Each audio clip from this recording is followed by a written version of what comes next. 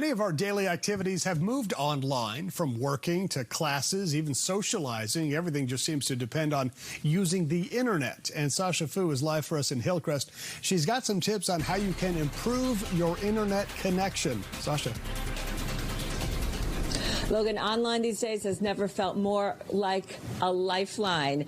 Internet service providers such as Cox Communications say they have never seen this kind of demand before. Tonight, Cox is offering us a few tips that could make your internet connection work more efficiently. If you're like everyone else these days, you're probably spending a lot more time on the internet. The kids are learning from home, parents are working online, and families are arranging virtual visits with relatives and friends. But what if you're having problems with your internet connection? According to Pew Research Foundation, 93% of people would literally lose their minds right now if they didn't have reliable internet. But rather than go crazy, Chanelle Hawken with Cox Communications says there are a few simple things you can do to improve your internet connection. Cox provides internet service to about 70% of San Diego County.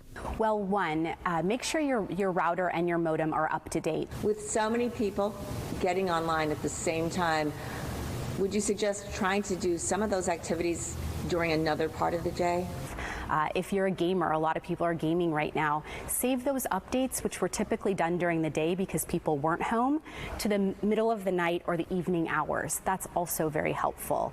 Perhaps downloading a movie before you need to watch it is also helpful. So if you can shift some of the things that typically would have been done during the day to the evening hours or the middle of the night, that is certainly helpful. Pay attention to what other activities are going on in your household and turn off iPads and other devices when they're not in use. If you really need to get on a video conference and you're having issues, make sure that your child isn't also online streaming a video. Make sure that they're not on the iPad or you have a ton of other things turned on. If you do need to do a Zoom or a video and you're having issues, get close to that modem.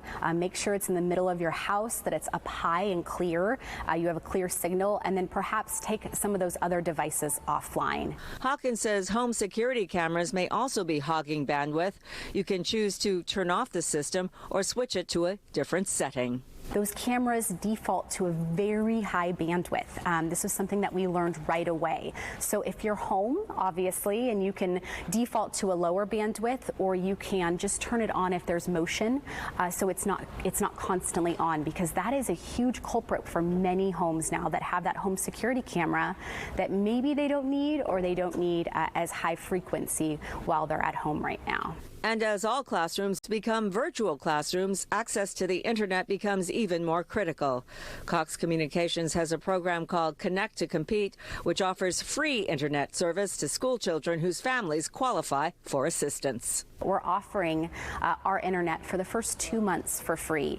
Free equipment, including Wi-Fi, also free customer support, our full suite of customer support, because we want to make sure that that process of getting online and getting connected is as easy as possible.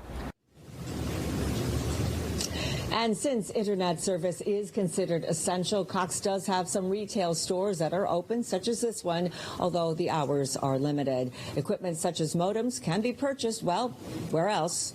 It can be purchased online. We're live in Hillcrest tonight. I'm Sasha Fu, KUSI News. Everything can be. Even though we can't be physically close, we can still be connected.